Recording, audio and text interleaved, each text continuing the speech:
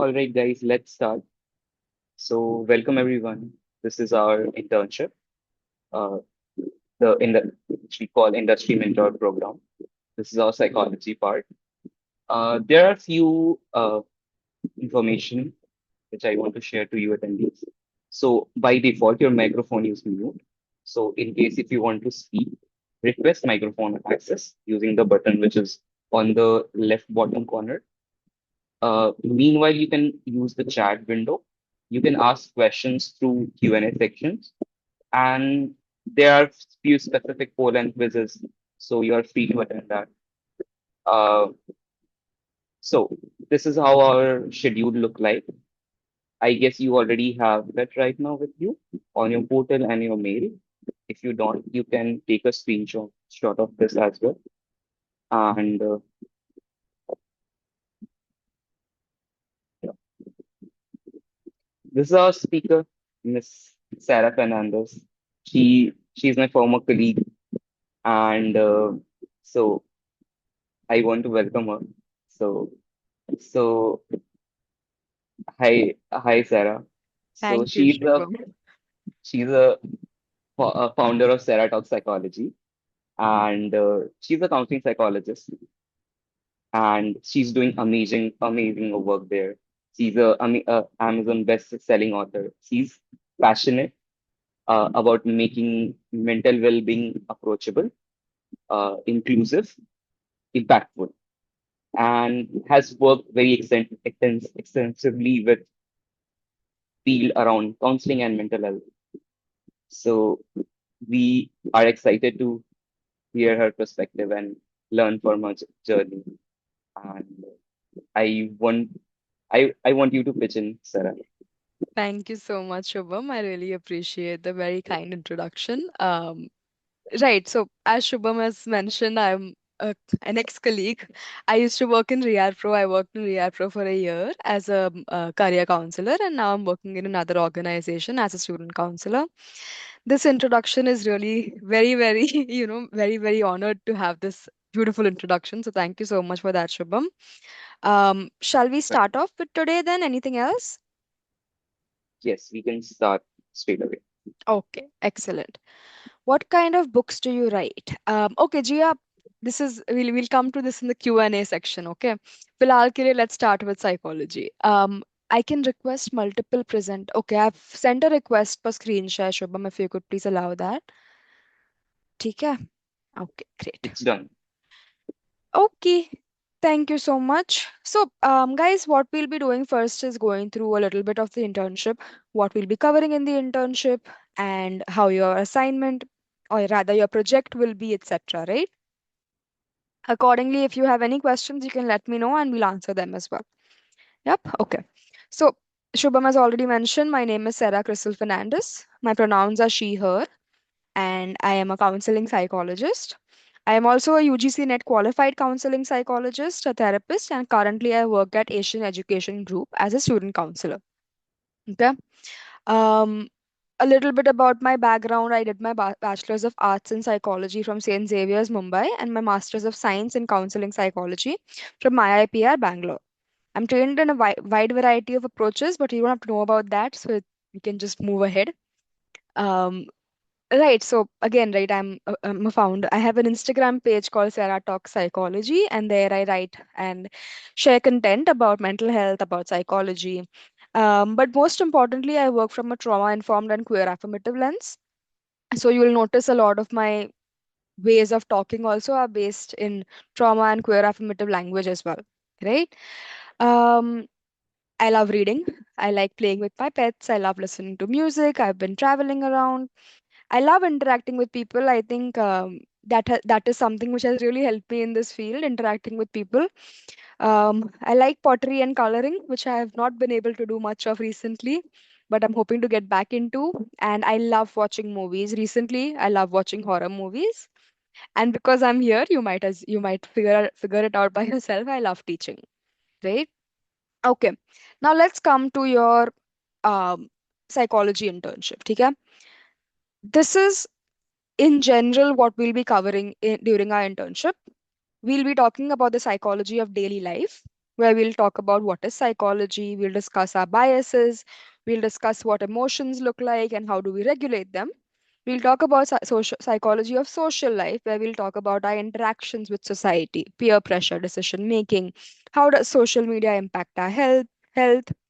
um, we'll talk about digital overload, dopamine loops, and most importantly, how do we maintain a healthier relationship with technology? Because in today's world, it's impossible to live without technology. Correct. So, at least if we are able to have a healthier relationship with technology, that will help us understand ourselves better and create a better relationship with ourselves and with technology as well.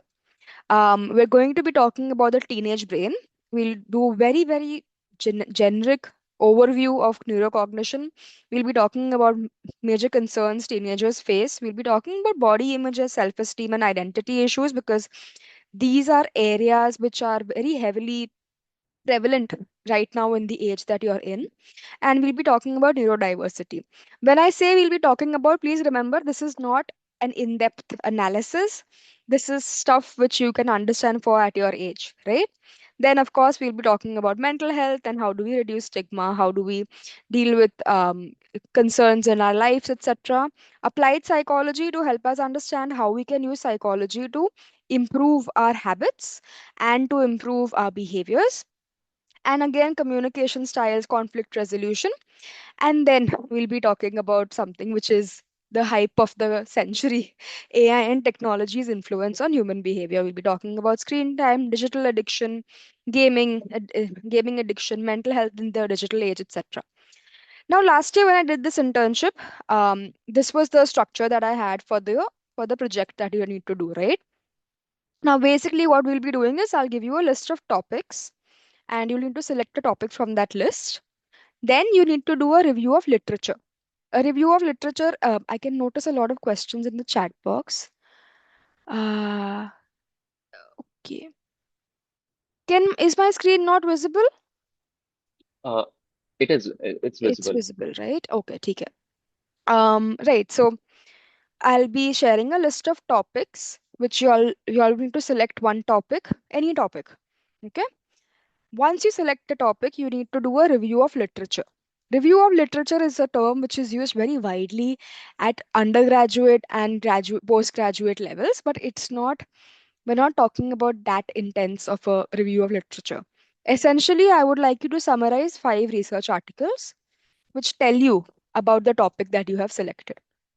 Following that, you'll be doing a qualitative research. What's a qualitative research? You will be essentially speaking to 5 people. You'll have questions framed, which will be more open ended questions and not yes or no questions. These are not surveys, these are qualitative research. Okay. Then you will be compiling a report on the basis of a summary of your review of literature and a summary of your research. And finally, you'll be submitting it. That is about the internship. Okay. Before we get into psychology, let me just stop screen sharing. Let me ask if anyone has any questions here. Gaurangi, this is the first session in psychology, so I don't know what happened in the previous one. Neuroplasticity, right? Madhav, we'll go at it step by step. When we talk about neurocognition, we'll also talk about neuropsychology and neuroplasticity. Yes, I do give therapies as well. What's the procedure for attendance? I think Shubham can answer that better. Just attend the session. Okay, excellent. Okay, do we have any questions on internship on the outline? Okay, Aradhya, again, right? Let's take it step by step. Today is our first discussion. We are going to take it quite easy, quite light. We'll just be talking about psychology and how we observe psychology in our daily life. So, if there are any questions pertaining to the internship, I'll answer them. If not, we'll take it ahead with today's first class, right? And then we'll go at it step by step. Yep. All right. Excellent. Could I please brief the project? It will be an individual project. Yes, individual project. Don't worry about the project. I'll send you all a description later on through Shubham as well. So don't worry about that. Okay. So, guys, what is psychology?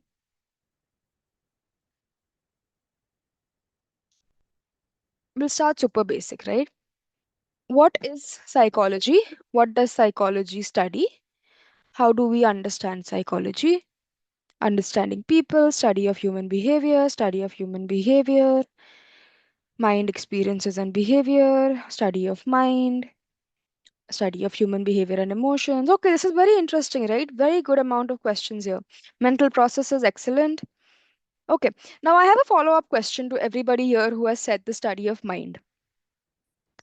Where is the mind in our body?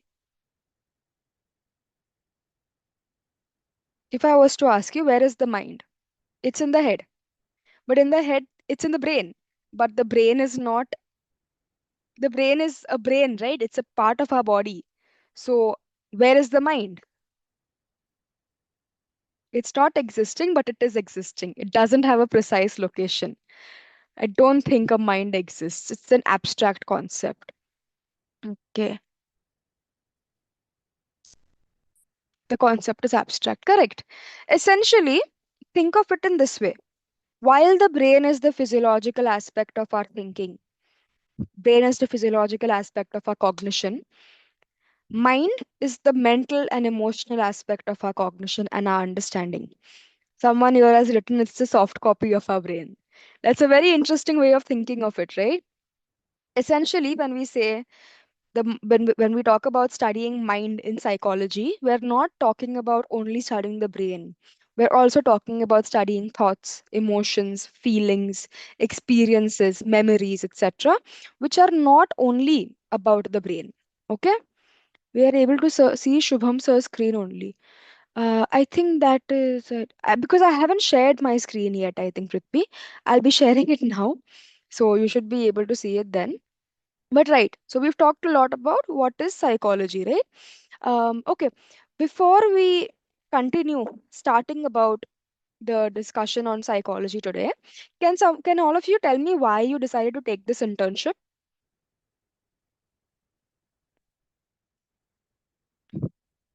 Why did you decide to take on psychology internship?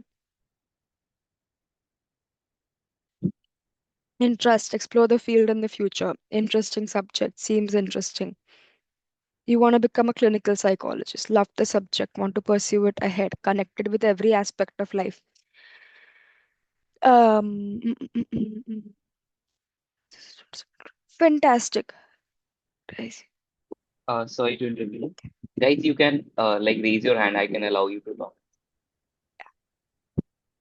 Thank you, Shubham. Want to study orthopedics, closest I can get to psychiatry, gaining experience. Psychology is interesting. Yes, Prachi, I think Prachi wants to say something. Good evening, ma'am. It's nice Good having you evening. here. Good evening, Prachi. So, ma'am, a lot of my friends and my family members as well have said that I understand and empathize with people way more than anyone else they have met my age. So, Mm-hmm. that interested me a lot, and I wanted to help people. So, I thought that I should take psychology. Okay. Thank you so much for sharing that, Prachi. And the thing is, a lot of people come to psychology with this answer in mind, right? I want to help people. But I have a follow up question to that. Is psychology the same thing as therapy? Is psychology and therapy is therapy all that there is in psychology? So what else is in psychology? When I say the word psychology, what else are we studying in psychology?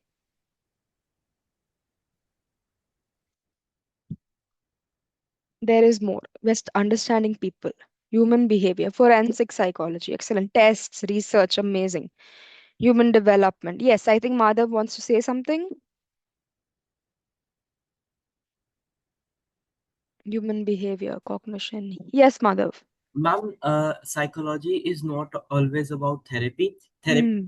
part of psychology, but psychology is a vast term used for the human behavior and Hmm. the ways of the the ways from which the mind works. Like it includes behavioral patterns, the thought process, and oftenly the reaction of someone uh, Hmm. to a fear, threat, or even the trauma. Yes. Yes. Thank you so much, Madhav. That was a very interesting answer and a very detailed answer, right? So let's get into talking about how do we use psychology in our daily life. Okay. Okay. ठीक है. Is my screen visible? Okay.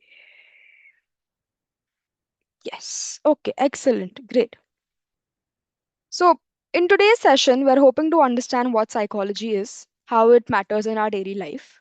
We're trying to understand some cognitive biases which influence our decisions and understand emotions and practice simple emotion regulation techniques. Okay. Okay. There are still some answers. What is yes, Madhav again, right? We'll go at it step by step. Today we'll just focus on the basics. I will answer all these questions pertaining to the next parts whenever we discuss about these in class. Yeah. So a lot of people have talked about the fact that psychology is the study of mind and behavior, and it's true. Psychology is the study of mind and behavior. But one thing people forget is that psychology is the scientific study of mind and behavior. Why is scientific very important here? When psychology had just developed and it was just emerging, a lot of debate was associated with how do you study the mind?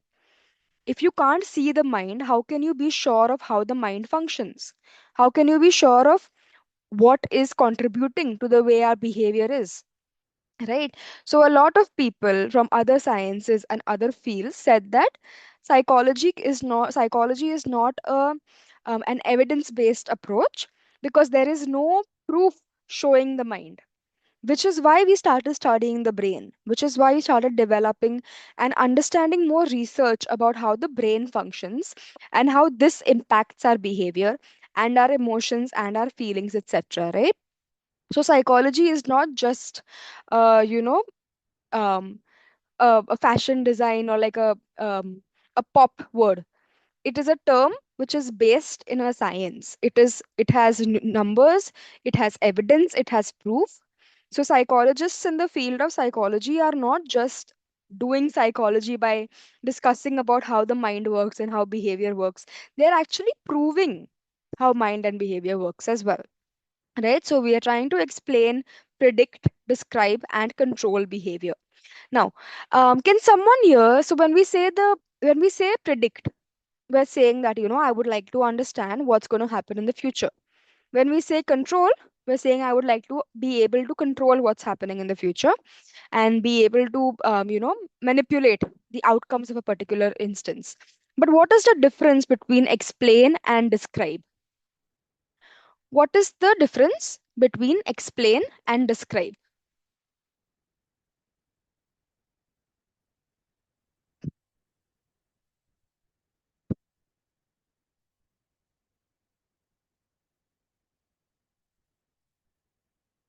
Take a second, think about it, and tell me what is the difference between explanation and describing something.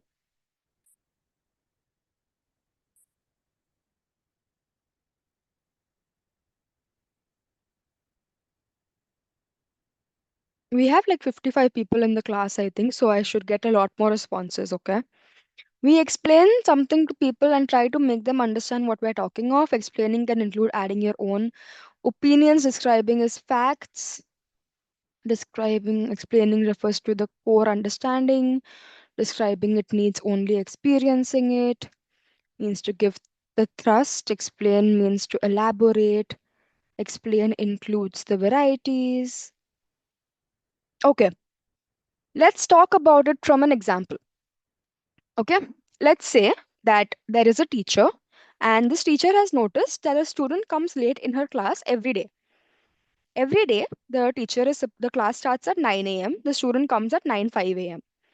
Okay, now if I am the teacher in this context, I don't want the student to come late, right?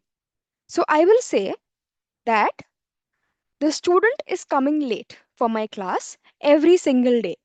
Is this a describing of the behavior or is it an explanation of the behavior? When I say a student is coming late to my class every single day, am I describing the behavior? Am I explaining the behavior? Excellent. I'm describing the behavior. This is what is happening. My student is coming late, period. That's it. But if I say that my student is coming late because he wakes up a little late every day, and because of that his bus, he misses his bus. So am I explaining the behavior? Am I describing the behavior? Correct. So explanation here refers to trying to understand why what is happening. So describing would be XYZ is happening, and explaining would be ABC is the reason XYZ is happening. Right? Now, accordingly, the teacher wants to be able to predict when the student will come late for their class again. Okay. Now, the teacher has observed in the past sessions that the student comes late, 5 minutes late every morning. Okay. So, on the basis of this, they know that there is a trend being followed. The next class may also the student will come late. Okay. But now the teacher says, I want to be able to stop the student from coming late. I want the student to come on time. Can someone give me a couple of examples of how the teacher can ensure that the student comes on time? If the teacher needs the student to come on time at 9 a.m. sharp, how can the teacher ensure that this behavior is practiced? Talk to the student or the parents. Talk to the parents. Reward. Yes, Madhav, you can definitely. I think, but I can't unmute you. Uh, acha, 1 second. I don't know how to unmute you. I'm sorry, I Madhav. did, I did. I just did. Acha, theek hai. Thank you. Hmm. Yes, Madhav. The teacher can change by changing the or working on the reasons of the problem. When we Hmm. work on the reasons of the problem, we can gradually change the effects of the problem. Like if we ask the kid to put on alarms or start waking up early, he can come to the class Hmm. early Hmm. or on the time. Yes, very good, Madhav. Thank you so much. But essentially, all the points that you all have mentioned so far and the point which Madhav explained so beautifully, these are all correct. Right? We need to be able to focus on ensuring that the student comes on time. We can give them chocolates, we can give them stickers, we can encourage them, we can tell, we can have a session explaining the importance of punctuality. We can have a session explaining the importance of sleep hygiene, sleeping on time, how can you wake up on time. You can also speak to the parents as well, right? Via dopamine tracking. Wow, okay. Okay. But yes, essentially, Ananya, very good. Negative and positive reinforcement, mostly positive reinforcement works better. Rewards work better than punishment. Okay. What if that doesn't work? Prithvi, essentially we are trying a lot of different techniques, right? Even after all these, he doesn't come on time. What do we do at that time? Here it's important to take a bit of a background and see what's happening at home.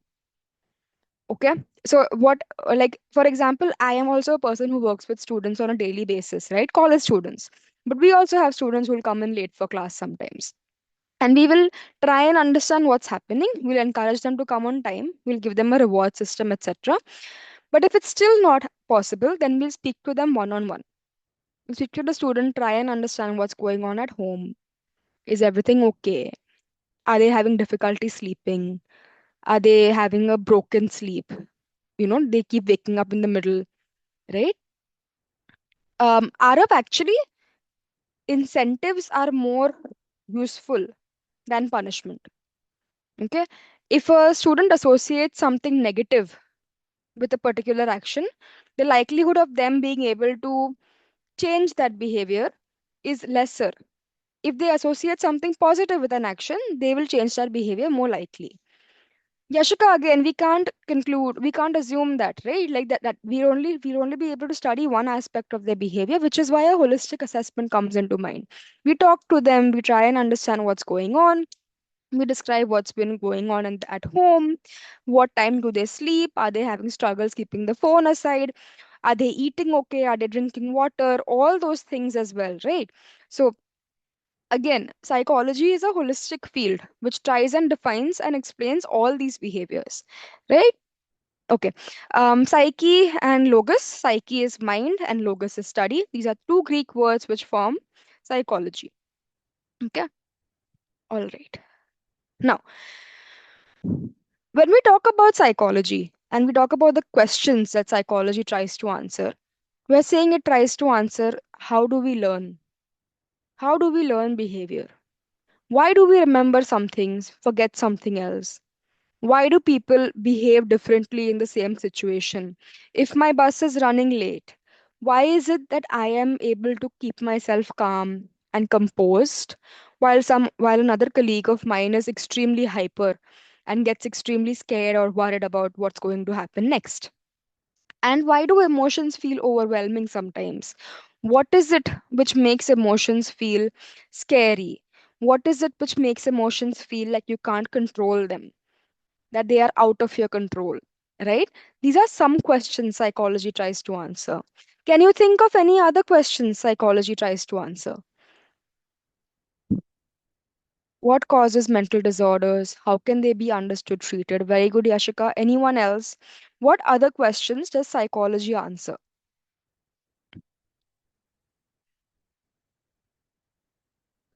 Why do people sleep? Why people react differently? How to help people? Why someone communicates like this? Why someone fears something? How do social situations and groups influence behavior? Very good. Fantastic, right? So, psychology essentially is a part of every single aspect of our existence, be it thinking, be it communicating with someone, be it dreaming. Any aspect, there is psychology in it, right? So, psychology, when it started off, it was taken as a very partially based field, which was just another, fad, like design, which was coming in, and if just in general, people are creating psychology and all. But now, today, with all the work and all the development that has happened in the field of psychology, we're realizing that psychology is not just something to stand on the sidelines. It is an aspect of our lives which is very, very inculcated into our existence. We cannot study human behavior, human existence, human evolution without studying psychology. Okay. Okay. Now, here I love to ask this question, right? What would our life be like without an understanding of psychology? If you and I did not have psychology, if we did not know what psychology is, what would our life look like? Confusing. Very good, Twisha. What else?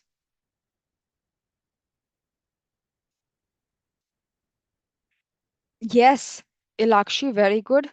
It would be unpredictable, complicated, lame, no way to understand each other, no emotions, no understanding of each other, communication problems, extensive conflicts, an inability to be able to understand what is okay and what is not okay, chaos, nothing but confusion, messy. Yes, exactly.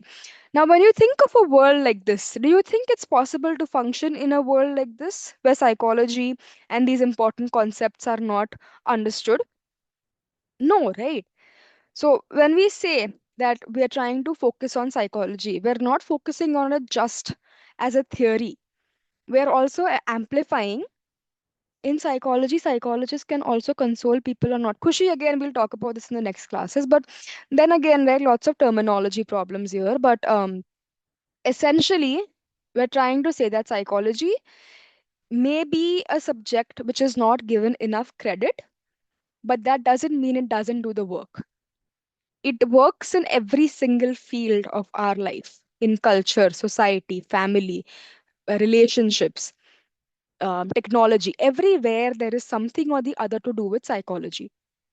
Okay. So, business, yes, Madhav, very true, very true. We'll talk about, I think we will also be talking about consumer behavior and how to like sell items, etc. So I think we'll be talking about that in with reference to social psychology.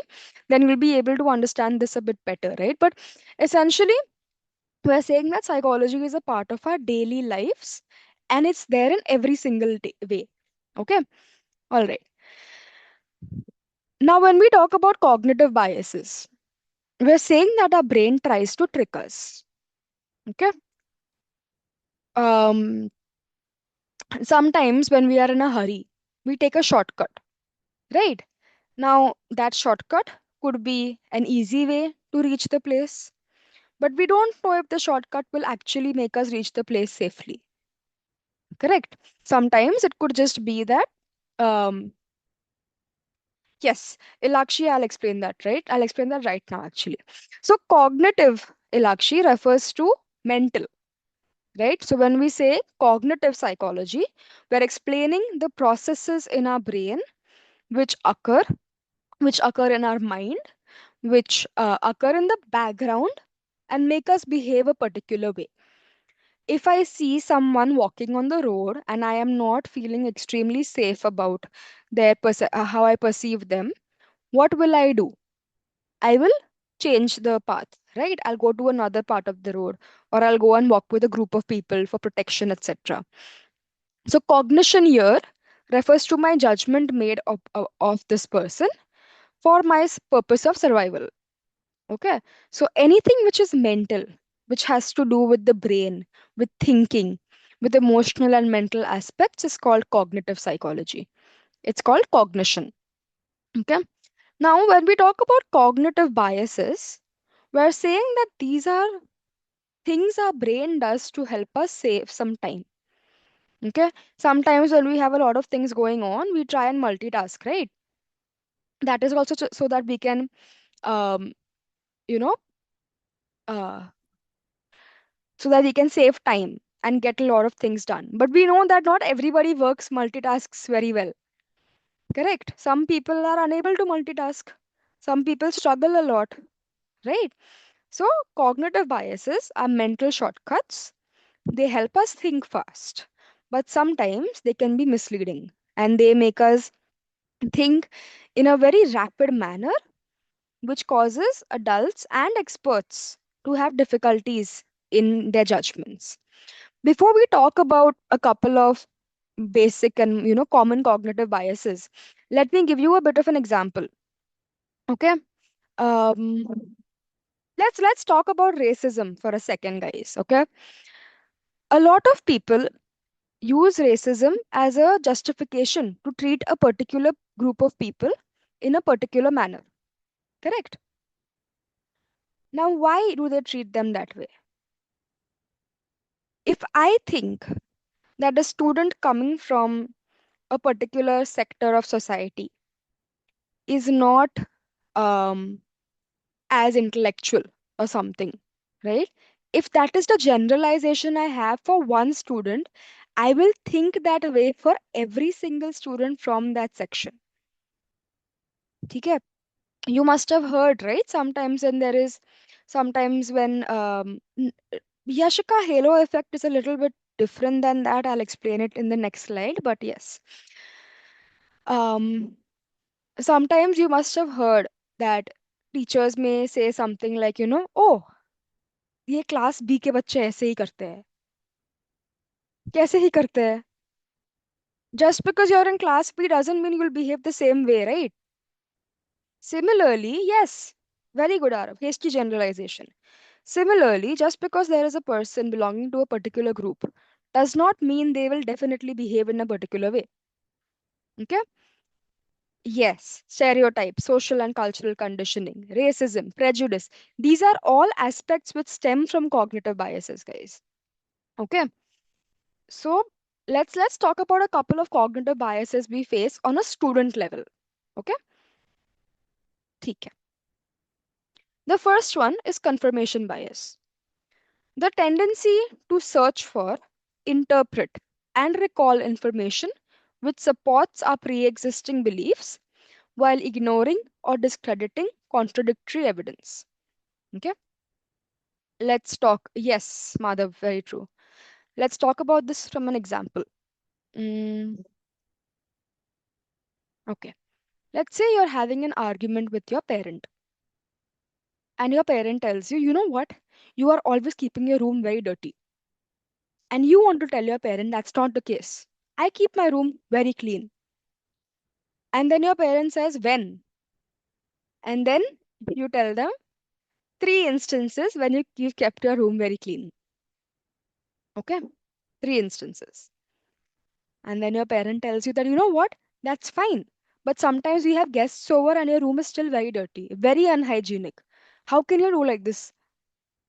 But then you tell the parent, ki, you know what? No, I keep my room clean. It's the guest's fault that they came at that time. It's the guest's fault that they came into my room. Why did they come into my room? So you are hell bent on accepting, believing, and forcing your parent to admit that you keep your room clean. This is not an attack, okay? But basically, that is your um, d- that's your conclusion. You have decided that you keep your room clean. So if your parent comes and tells you you don't keep your room clean, if your sibling comes and shows you pictures of your room being unclean, you will justify it and debate them. So essentially, the first the first time, if we believe studying late at night is best, we only remember the times it worked for us and ignore the mindset. Yes. Very good, very good. Who was this today? Yashika. Excellent, Yashika, right? So whenever we want to prove ourselves or whenever something happens, we only look for evidence of instances which align with our belief. Okay? And similarly, right?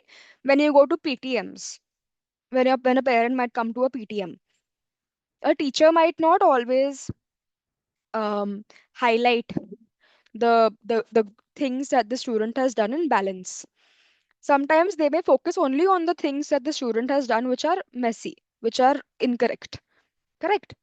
So that is the confirmation bias. Next is halo effect. Overall impression of a person, a brand, or a product influences how we feel and think about their unrelated traits. Okay? Like for example, um, let's say that you've like the actors sell products sort of, but let's take it step by step. Let's take it at an example at your level as well, right? As something which you may have experienced in your daily life. um ठीक है. Let's say that on your first day of school you meet a new student and you notice that the student is very um mean to other people in their group. They bully other people and they are very harsh and they're not, approachable at all. So you see this and you assume that, you know what, because this person is so mean, so harsh, their academics also must be very bad. This is an assumption you've made based on unrelated facts. There is no conclusion showing that just because a person is mean, they are very bad in academics. There is no actual fact proving this. But you generalize one experience to a person's whole characteristics, and that is called the halo effect, right? Just like how we may have one positive experience with someone that um you must have seen, right? Sometimes what happens is teachers may come and say that there is a particular student in class who's behaving in an incorrect manner, who's behaving in a rude manner, but you are very good friends with this person, so you know they can't behave that way, right? You know they can't behave that way because you are very good friends with that person. But that doesn't mean that we don't have the ability or the part of ourselves which can behave incorrectly as well, right? We are human beings, we are not perfect, right? If a student is very well dressed, we assume that they are intelligent and disciplined. Yes, very good, Yashika. Some excellent examples here, okay? Never judge a book by its cover. Yes, Prithvi, very true. Madhav, here, like let's elaborate on the example that you've given as well, okay? The actors that sell products. Um, okay, so there is a lot of debate about products and actors who sell them. Okay, like a lot of people will highlight and talk about the fact that why are very famous celebrities selling products which can harm a person's life, right? How can we that harm a person's life? Because we see this, we assume that okay, you know what? Because this person is coordinating and like working with products which are bad for a person's life, it means they are also a bad person. How do you know that? How can you be certain of that? The person selling this product, it may be may be unhealthy, but that is business for them, right? So how can we assume how a person is based on one thing that they are doing? We can't. But it's easy to just put an umbrella of this person is a bad person, right? So that is halo effect. Okay. Okay. Uh, right. Next, we come to a social proof, where we mirror the actions of others to validate our own behavior. Has anyone learned or heard of the social learning theory?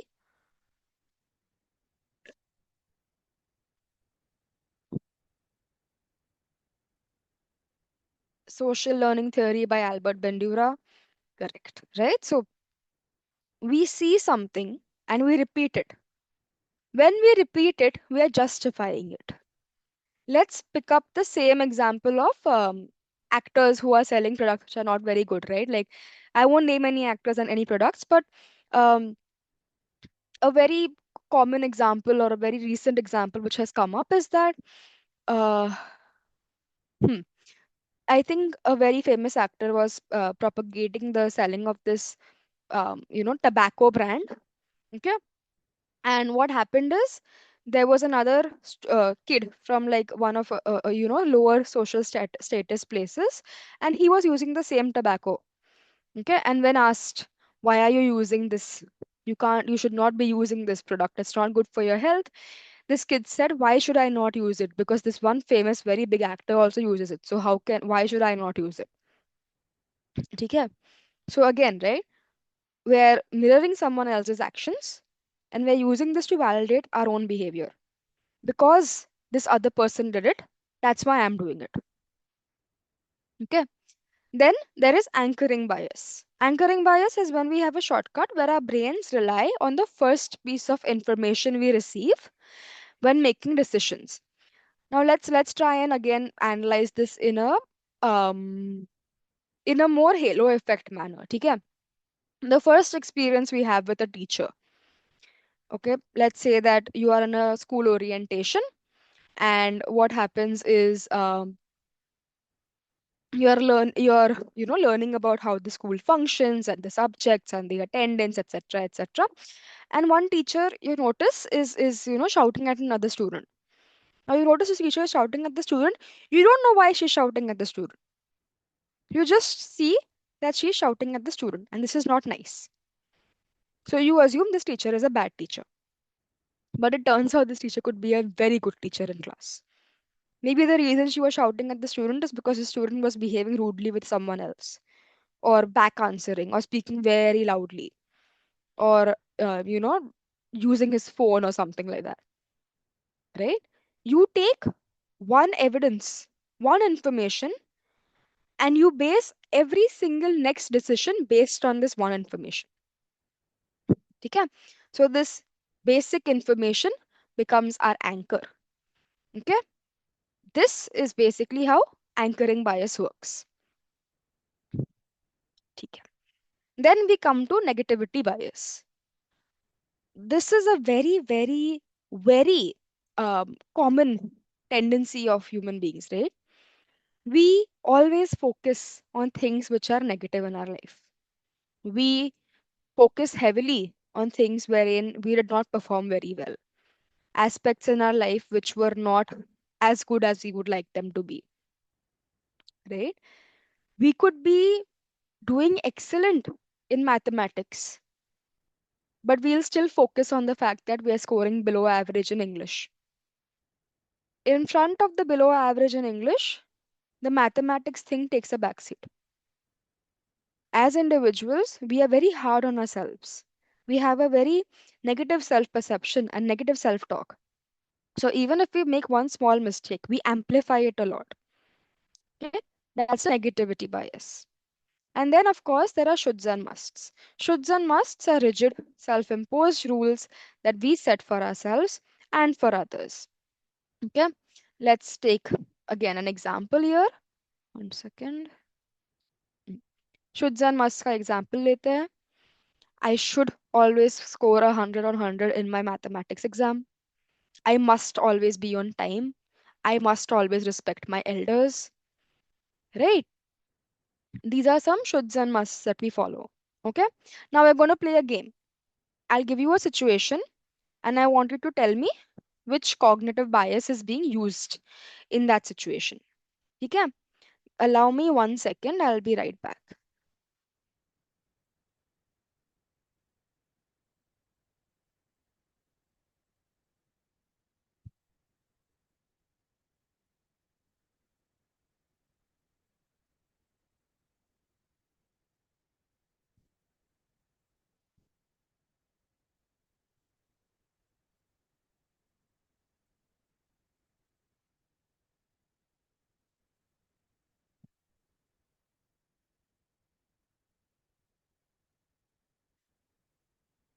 Hmm. Okay. So I'll tell you a situation. You tell me which cognitive bias is being used in that situation. Okay, simple, sweet, easy. Okay, all right. Um, okay. There is a student who you have had one interaction with, and in that interaction, you noticed that the student was not very hygienic. Because you notice them to be unhygienic, you assume that they are not very, educated, that they are not very um, dependable, reliable.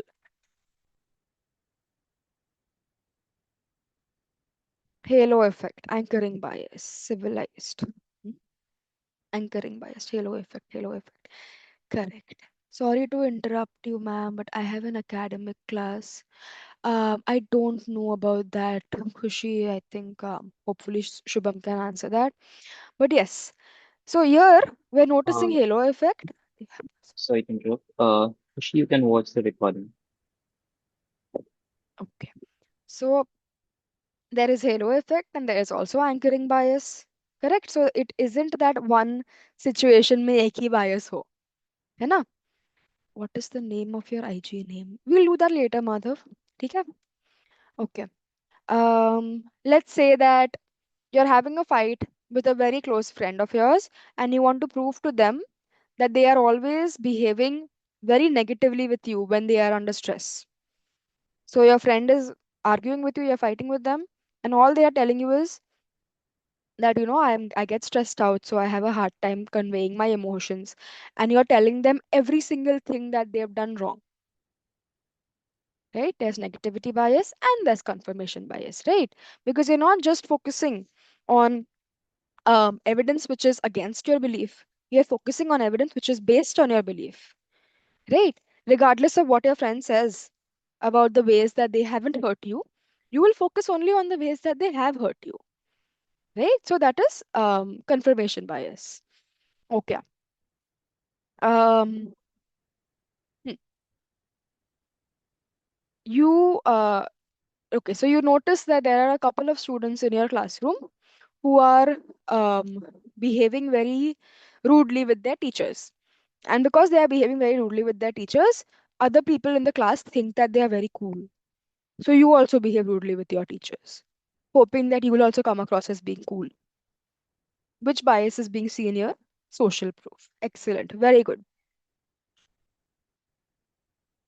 Social proof. Yes. Um, let's say that you got your marks for you got your NSEM marks, and you noticed that you have a really good Prithvi, I'll again brief the biases. Yes, let's finish this exercise and then we'll brief the biases again. Yeah. Right. So let's say that you've scored very, very good in five of your subjects, but in one you've just passed. Okay. You've scored excellent in five of your subjects and you want to be able to celebrate them, but you're just so hyper focused and so sad about the one subject which did not go that well. Negativity bias. Excellent. Very good. Okay. Right. Let's say this one last example, quite simple, quite straightforward. Okay. Um, okay. There is an elder person who comes home, and based on your learning, you touch their feet, or you offer them, like you ask them for blessings, etc. But you notice that your friend is not doing it. Acha, should and must bol bhi diya, theek hai. Your friend is not doing it, so you tell them, you are supposed to be doing this. You should be touching your this parents' feet, right? Your elders' feet. Correct? So, shoulds and musts, compulsions that we base on ourselves. Why do we base these compulsions? Because this is what we internalize. This is what we've learned from our parents, from our elders, from society as a whole, right? Now, I'll just share my screen again. How is shoulds and musts different from personal? Yes. Ananya, see, the thing is, when we talk about personal values and beliefs, these are values and beliefs which are our own. They do not have their basis in internalized messages, right? So essentially what we what we discuss in psychology when we're talking about morals, even, and moral development, is that we learn everything from our parents, from our family. We learn this and we reinforce it. It gets reinforced, it gets internalized. But when we grow up, we have our own experiences with the world. On the basis of those experiences, we reevaluate these beliefs. On the basis of those experiences with the world, we try and understand, do I really need to respect all my elders? What if there are elders who have hurt me and my family very much?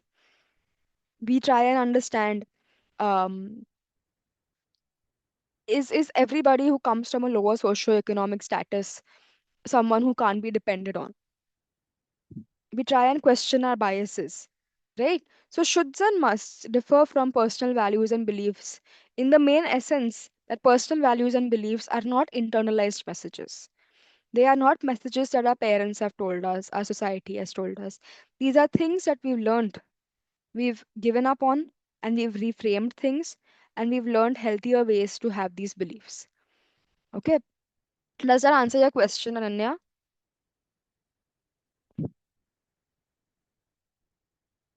Okay, from our experience. Very good, Madhav. Yes, very good, right? Okay, I'll just share my screen again. Now, there are very important ways and important practices we need to keep in mind to reframe these negative biases, these cognitive biases. Okay, so there is catch, there is check, and there is change. When we say catch, we're saying, please brief the four biases now. I had to leave for the webinar. Okay. Uh, Prithvi.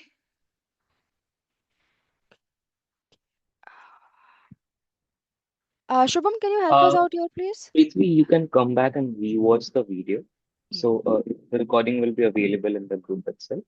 So you can rewatch and revise wherever you are stuck. Thank you so much, Shubham. Right, so we are saying catch, check, and change. The first step is to catch yourself.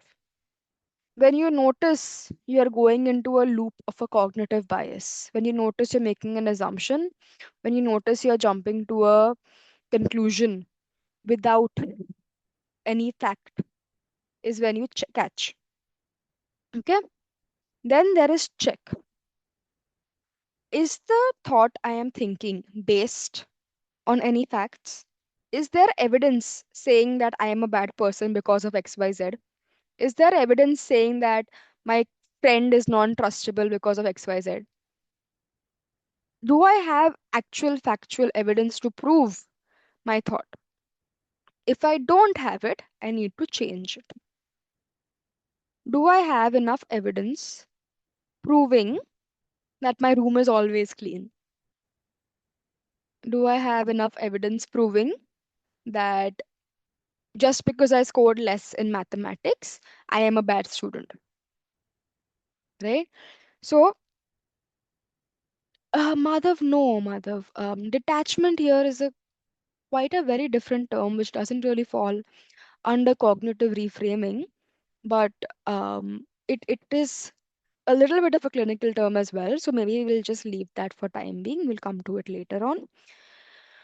But here, when we say catch, check, and change, catch yourself, and when you're identifying the cognitive bias, check: is this true? Is it possible? Is it based on factual evidence कि ऐसा actually हुआ है? अगर ऐसा नहीं हुआ है, तो I have to change my thought. If I don't have factual evidence proving that everybody who belongs to a particular group will act a particular way, I need to change my thought. I can't make an assumption based on one thought or one experience of my life, right?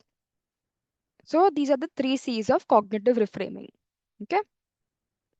Now we're going to come down to emotions. Remember that emotions are natural human reactions. These are aspects of our lives which yes, Rehat, okay. Also, everyone asking for a book on psychology. We'll get to it a little later. I'll explain catch. I'll explain catch again, right? One second. When I'm saying catch, I'm trying to help you all understand that you need to identify when you're following a cognitive bias. You need to be able to check yourself when you're following a cognitive bias.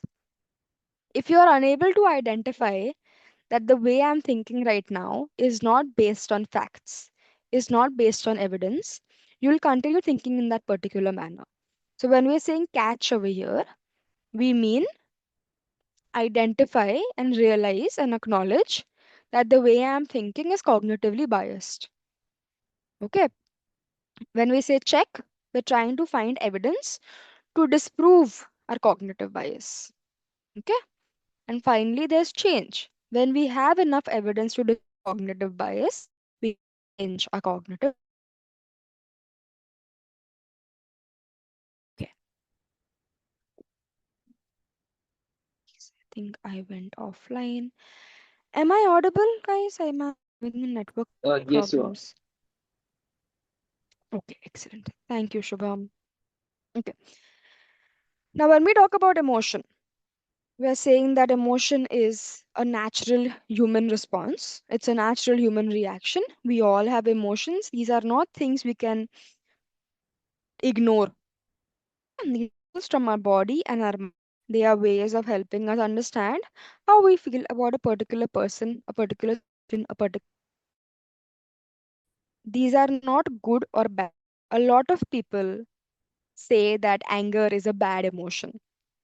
It's not a bad emotion. Just like too much joy is not a bad emotion.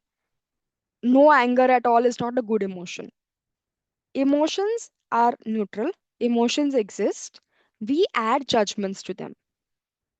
If you want to be able to have a healthy relationship with your emotions, you need to see them as existing without a judgmental stance.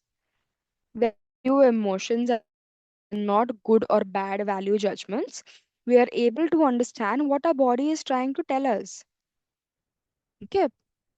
And when we are able to understand what our body is trying to tell us, only then can we address what our body is conveying to us. Okay?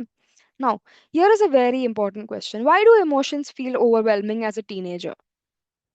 Why do emotions feel overwhelming as a teenager? Yes, you should definitely have control. You should have control over it, Prithvi. No one is denying that. But a lot of people say that control kar karke you repress them. Forget about your emotions. Why do you need to feel your emotions? That's not what control is, guys. Okay. Control refers to I want to be able to deal with this emotion and let it go. Okay, I had a fight with my friend. I'm very hurt, but I need to move on as well. So let me process this emotion. Let me deal with this emotion. Let me cry about it. Let me talk to people about it. Let me experience it, feel it. When I'm ready, I'll let go of it.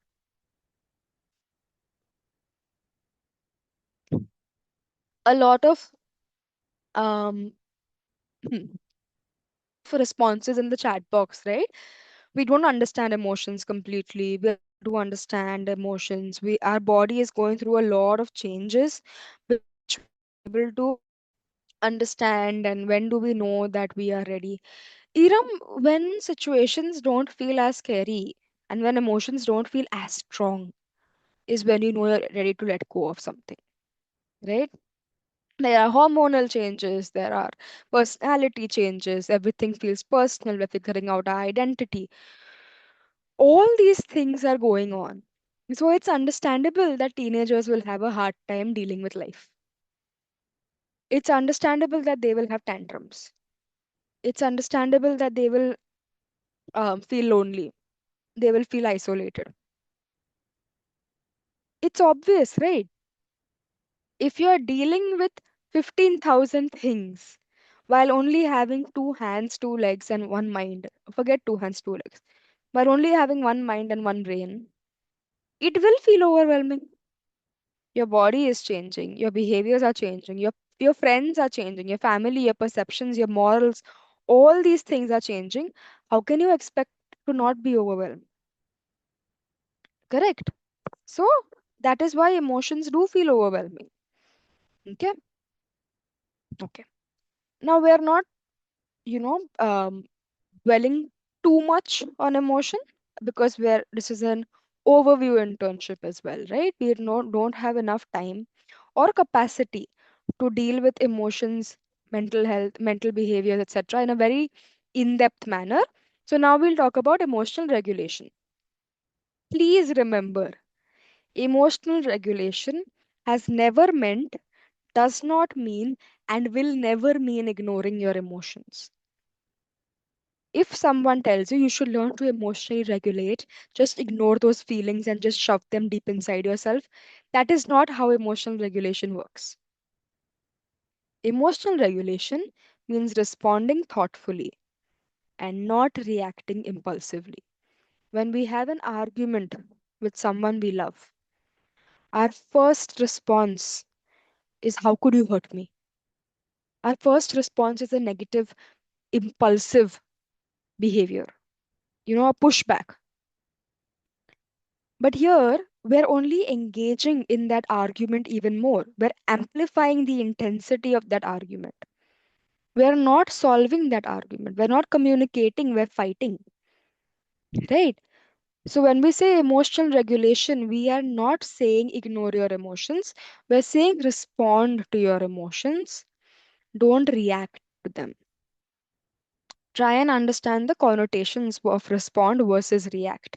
When we say react, we're talking impulsively. We're talking from a space of non intention. We're not trying to understand the outcome of our behavior on other people. That's when we react. But when we are saying respond, we're engaging in the thought of, if I say or do something like this, how will my other person feel? How will this other person feel? Will they be okay if I behave this way with them? Will they mind it? Will they be upset about it? Will their feelings be hurt? If their feelings will be hurt, can I at least try and behave in a more emotionally consonant manner, that we are both on the same emotional level, we are consistently talking to each other, communicating with each other, not fighting with each other, right? Right. So that was emotional regulation. Now we'll talk about a couple of techniques for emotional regulation. Okay. And while we're talking about these techniques, I would love it if you all can try these techniques for emotional regulation during session and even outside of session as well. So the first step here is name the emotion. If you are feeling an intense urge, um, in your this you're feeling like, you're feeling like your legs are very jittery, for example, or your hands are shaking and shivering, that means you're anxious, right? If you're feeling extremely excited and you feel like jumping and running around and sharing with people and talking to people about how happy you feel, that means you're excited, it means you're happy. When we name these emotions, they become less overwhelming, they become tangible, therefore they don't scare us. Okay. So the first technique is naming the emotion. Next is 5 breath reset. Here, we're talking about a very effective way to regulate your nervous system. So you essentially break down 1 minute into different breaths. So you take a deep breath in for 5 seconds, you hold that breath for 5 seconds, and then you release that breath for 5 seconds. Okay. So, one second, what's in the chat box here? You take a deep breath. Should we reset excitement? Yashika, yes, we can also 5 to what technique? 5 okay, guys, lots of terminologies here. Um, right. 5 breath reset. Okay. You inhale for 5 seconds, hold that breath for 5 seconds, exhale for 5 seconds. Okay. Inhale for 5 seconds, hold the breath, and then exhale for 5 seconds. Okay. All right. What is the thought emotion triangle? Okay. What's the thought emotion triangle? We may focus on our breathing, but our mind and heartbeat don't come down. Yes, Prithvi, which is why we're trying to focus on our breathing, right? Which is why grounding techniques come in, which is why breathing techniques come in, because If we are able to regulate our nervous system and our physiological responses, then our mind will also calm down. Okay. Okay. What is the thought emotion triangle? Has anyone heard of this?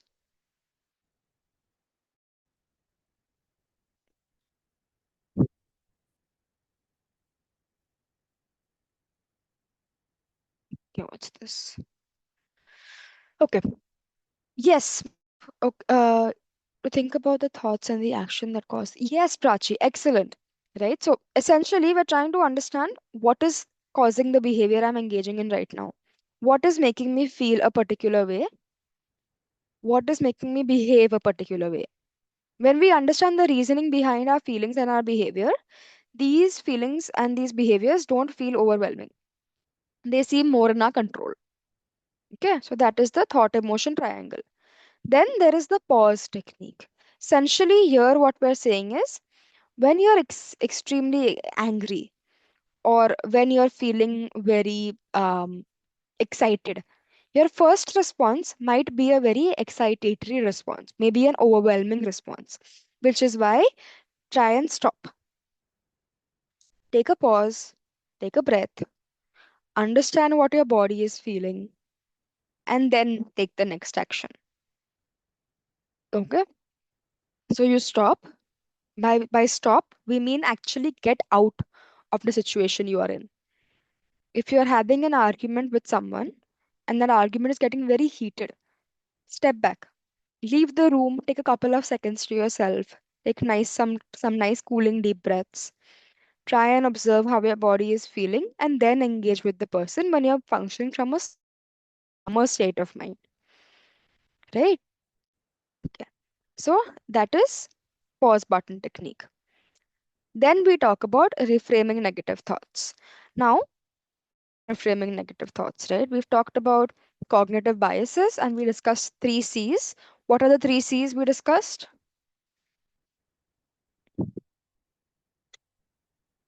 We discussed the three C's when we're talking about cognitive biases. Catch, check, change. Very good, Jia. Very good. Prachi, Menin, Methili, very good. So, what is catch? You identify the thought you're having, which is negative. You check the evidence you have against the thought and for the thought, and then you change the thought, right? This is something which requires you to actually be able to analyze your thinking from a calmer state of mind. You can't do this if you're extremely excited or extremely agitated, which is why we focus on identifying our thoughts first. Okay. Then physical regulation tasks. Can anyone tell me how physical regulation tasks can actually help emotionally regulate as well?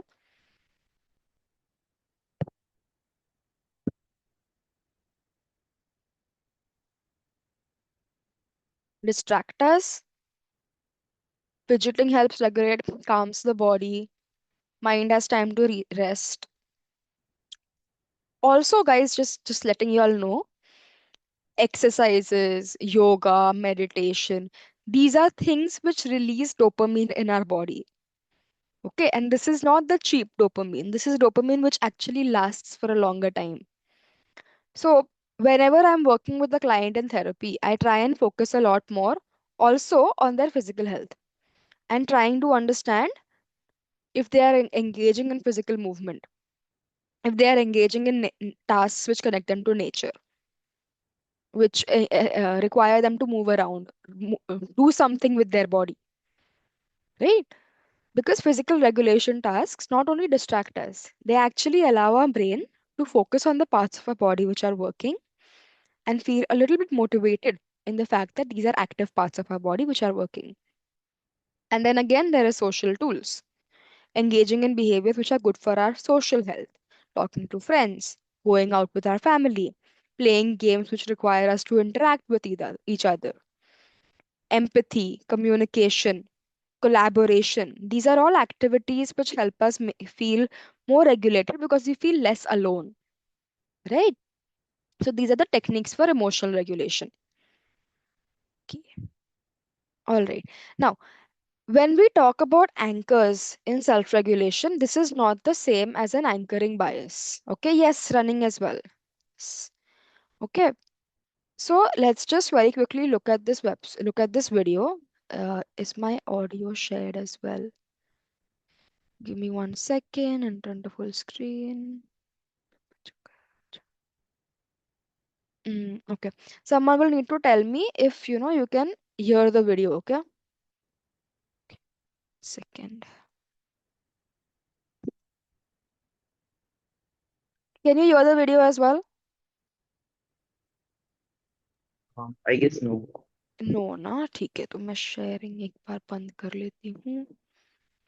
Share sound.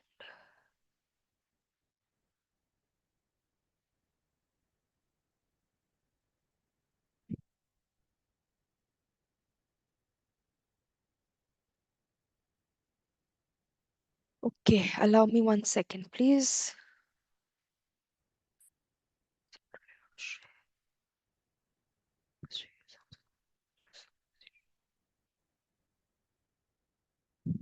Hmm. Okay, I don't know why I can't do this.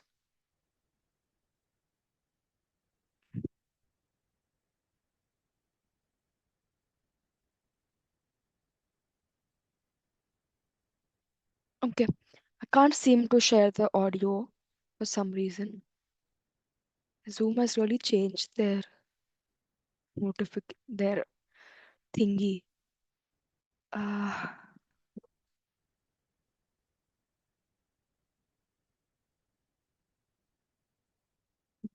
okay, let's see. Share settings.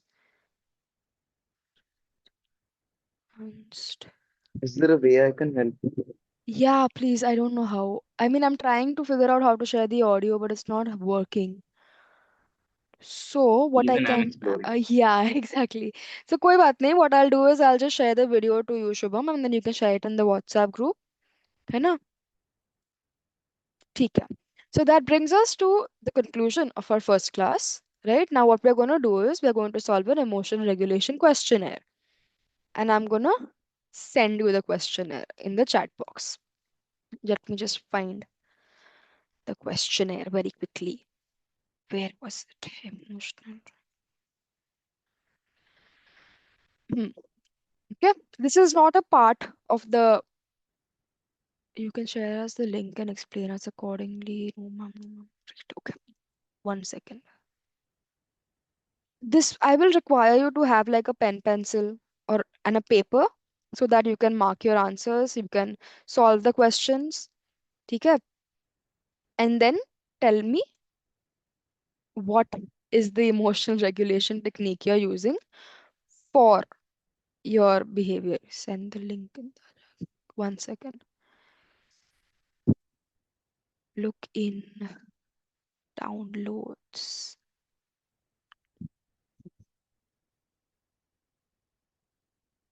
Right, okay. Okay. This is the emotion regulation questionnaire by Green and hmm, by Gross and John. Sorry. Okay. So please engage. Please take your time to solve this questionnaire, and I will also send the video ka link on the chat, so you all can do that as well. You all can see this, but I'll also send it with Shubham in case you wanna see it later on. I have sent it, I think. Acha. Hosts and panelists के पास ही है. Shubham, is can the students see the documents I'm sending? Uh, Yeah. it's like open for everyone. Like you can, else I can do it for by myself. Yeah, if you could please do that because I'm sending it, but my access is only to the hosts and panelists, which is why they can't Done. see it. No, no, this no.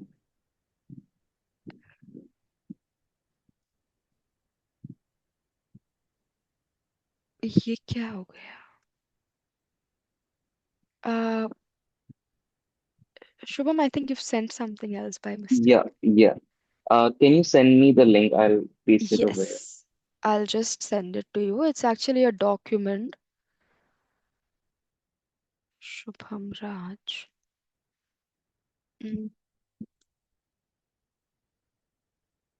Okay. Shubham, I've sent you the the link for the video, and I am also sending you the emotional regulation questionnaire. They can do it for homework, that's okay. ठीक है?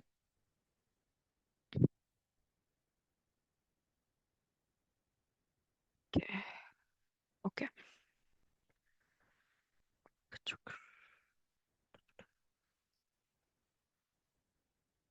Okay, can you all see the video link now? What was the reason for becoming a psychologist? Yeah, Madhav, I actually became a therapist for the same reasons as a lot of people over here mentioned. I wanted to help people. I wanted to help make the world a bit of a better place, one client at a time. So that is what brings me here. Um, I'm also very much interested in teaching. So I thought that why not combine the things I like to do, which is work with people and help people learn things as well. That's what brings me here, right? Okay. So I would like you to see the website, the YouTube video. Okay. Please see the YouTube video. You can understand how anchors work. I have also sent the document to Shubham and he'll send it with you all on the WhatsApp group. It is an emotional regulation questionnaire. You can give it a read through, try and solve the questions. It's very simple as well, so it shouldn't be very complicated. If you have difficulty in solving the questions or understanding them, etc., we can bring it up in the next session. Now, we have another 10 minutes, right? So, what we'll be doing now is I will send you all a document later by the end of the night tonight on the WhatsApp group, which will have a couple of topics. You need to decide one topic and create a review of literature. Okay? You do not have to submit this to anyone as of right now. You have to make one last submission at the end of the project. Okay? So just select a topic and work on the review of literature. Okay? Okay. And I'll send the document by either by end of today or by tomorrow with the topics. Okay? Okay. Let's spend 5-6 minutes more. Twisha, as mentioned, review of literature essentially is trying and summarizing research articles pertaining to the topic that we've decided, right? Like one common topic which I've given a lot of people before is gender and coping styles. So you will need to summarize five researches which are talking about gender and coping styles. What is the conclusion of these researches? And try and you'll have to compile a paragraph based on this, right? By paragraph, I mean like maybe a one pager. Okay, that is what review of literature is. Please suggest a book. Can we talk here about self mutilation? No, Madhav, let's not do that right now. Um,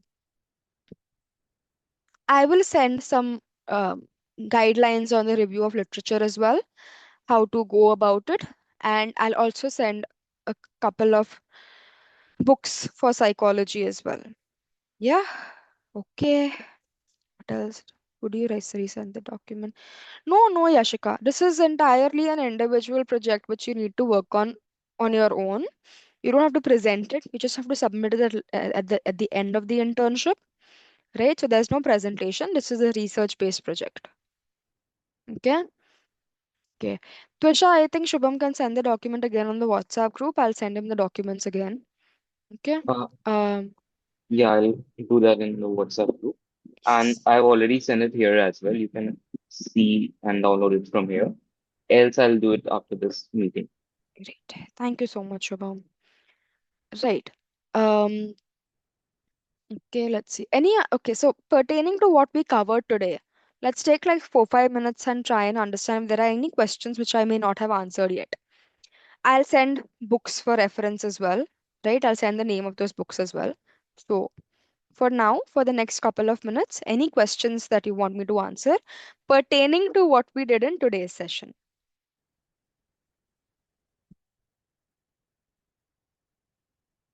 Offline webinar in Delhi. Mhm. Is psychology scary? Twisha, isn't every subject scary? I mean, like, I'm scared of learning more about um, engineering, because what if I understand how the world actually works and how technology actually works, and what if I'm unable to cope through it? Um, I am scared of understanding everything that there is about the human body, because if I understand everything about the human body, I'll be able to understand everything about how I function the way I function. Every subject we engage with will at some point be scary, but initially everything seems scary. Then we learn about it, and then it doesn't feel as scary anymore. Right? Right, guys, we've talked about three C's, no? So we said check, catch, check, change. Catch the cognitive bias when you're thinking. Check it. Do I have evidence to prove this? Do I have evidence to prove that I should think in this manner? If I don't have evidence to prove that, let me change this thought into a healthier one. Yeah? Okay. My own experience on psychology as a profession. Okay, let's see. I graduated with my MSc in counseling psychology in 2024. Following that, I have been working as in private practice, and I worked 1 year at RiarPro. Right now, I'm working at Asian Education Group. And no, Madhav, I'm not the cousin of Jacqueline. But right, so I'm currently working in Asian Education Group. I also have my own private practice, right? And I write and I collaborate with different associations for their projects as well. So there's that. What is the difference between anchoring bias and halo effect? Anchoring bias, okay. Ananya, to be very honest, there is quite an overlap, but anchoring bias is more to do with using one particular situation to then find confirming evidence, right? So this is my basic thought, and I'll only get to go through that thought on the basis of the other thoughts I have. Like, if I think that person A is bad, okay, that is my perception based on one evidence. So every time I engage in any activity with them, I will always function from the perspective of person A is bad. Halo effect means person A did something good, so I think they are a very good person. So the next time they do something bad, I'll not be able to understand it. I'll not be able to accept that they actually did something bad. Right? So that is the difference between anchoring and this thing. PDF sent, we have to do that. So, no, no. Guys, all the things we are discussing in today's session, there is no submission. These are self-work things. These are research. These are questionnaires that I would like you to to solve on your own to understand more about your mental health, to understand more about your coping strategies. Right?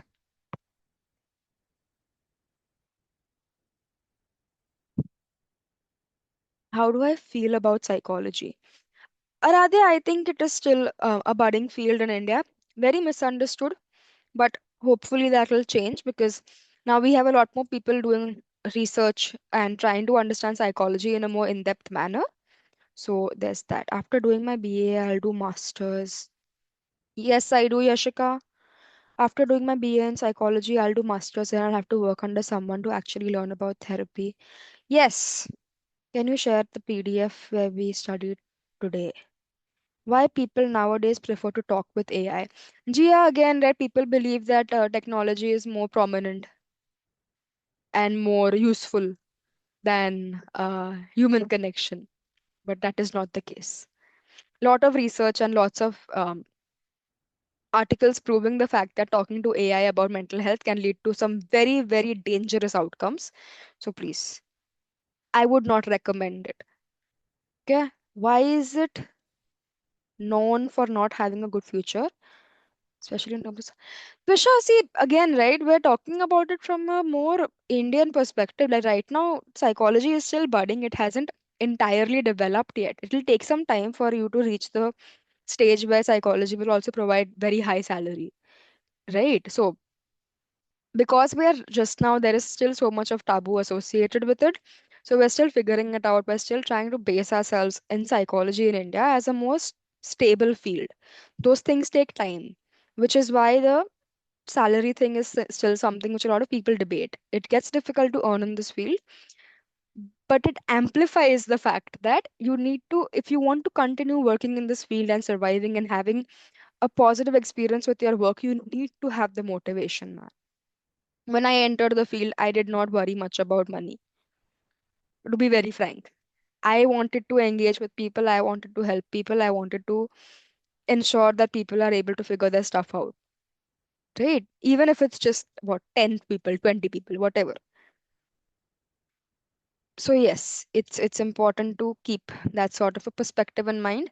Whichever field you work in, there'll be tough days, there'll be tough months, there'll be tough years as well.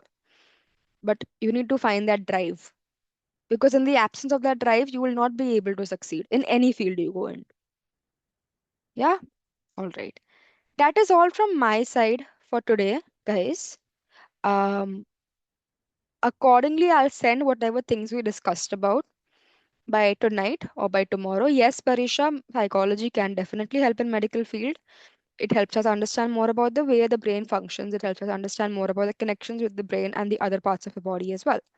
What changed in your own understanding of humans? If I decide to become a therapist, can I not attach myself? So, Myra, these are questions you learn when you start studying more in an undergraduate level, right? So, let's keep this internship as an overview itself. These are not things which we can cover in one session.